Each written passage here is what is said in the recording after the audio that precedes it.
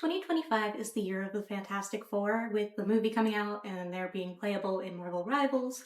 But this also means it is specifically our Queen Susan Storm's year as well. So here's about like 5 fun little interesting facts that I thought everybody should know about that are just a little bit different. The last one's kind of cheating because it's about all 4 of the Fantastic Four, but it's fine. I think it's fine. But let's get into it.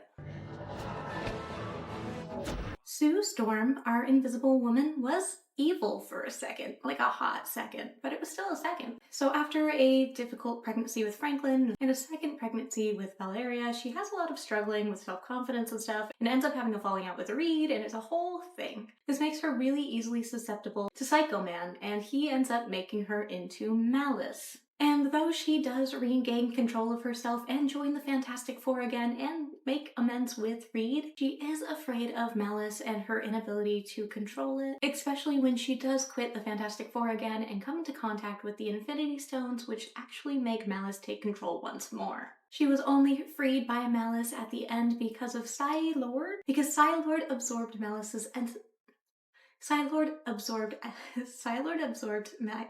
this is a tongue twister. Psy-Lord absorbed Malice's essence into himself. Our girly Sue Storm was also the leader of the Fantastic Four after Reed's death. After Reed was killed by Victor Von Doom, obviously because it always is, she also had Ant-Man join the Fantastic Four. During this time, Sue actually had a bunch of other heroes decide that she was on the market again because her husband had died. Does that sound familiar to current events? It's disgusting. Anyway, and when Reed returned, he was super intimidated by her confidence and competence, but he quickly realized that it was like his PTSD from being isolated and he actually didn't have an issue with it. So he got over it, which is cool because we didn't need that in our lives. If you didn't know, I don't really care for Reed Richards, so I'm a little biased in my judgment of his character. This is also the part where Namor decides that he will only hold up his end of the bargain if Sue kisses him in front of Reed, and acts like she means it because he loves her while her husband was dead. So it wasn't really a love story, and it shouldn't be framed as a love story. During the Civil War, on a lighter-ish note, during the Civil War, her and her brother Johnny decided to side with the Resistance, going against Reed, who had actually gone for the other side. But at the end of it, she was granted amnesty like the other Secret Avengers, and ended up taking a hiatus with Reed to try to fix their marriage. For the first marriage in this comic, they have a lot of on-again, off-again moments.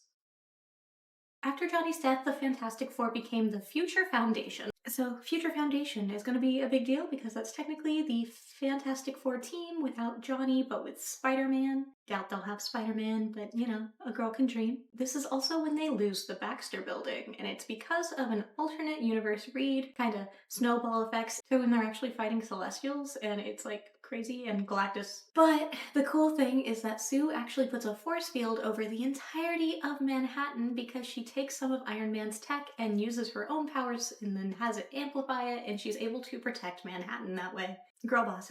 Love it. Love to see it. But the Baxter Building is destroyed and they end up moving to a headquarters called Foundation. Also, this is the one that kind of doesn't really fit into this, but I just wanted to talk about it, so please indulge me for a second. But after they lose the Baxter Building, the 4 of the Fantastic Four end up getting back together and moving into Ben Grimm's aunt's farmhouse. And they call this the Fantastic Farmhouse. The farmhouse is settled on top of a underground portal dimension, which is filled with ghosts. Because why not? They're finally kind of taking a break from superheroing, and now they're becoming the Ghostbusters. Who are you gonna call? The Fantastic Four, apparently. They've been revived enough to be ghosts themselves, it's fine. But yeah, that's my little rundown on Sue Storm and some little fun facts that I think you guys should know, and I hope you enjoyed this. What are you most excited about in the Fantastic Four movie and in Marvel Rivals and like this year of I keep trying to say Final Fantasy because the acronym is the same in my brain, like Final Fantasy 4, Fantastic Four. I digress. Leave a comment down below telling me your favorite thing about the Fantastic Four or Doom or any of these things in the realm of Fantastic Four. And I will see you guys next time. Be sure to like and subscribe and comment and hit that bell notification. Bye!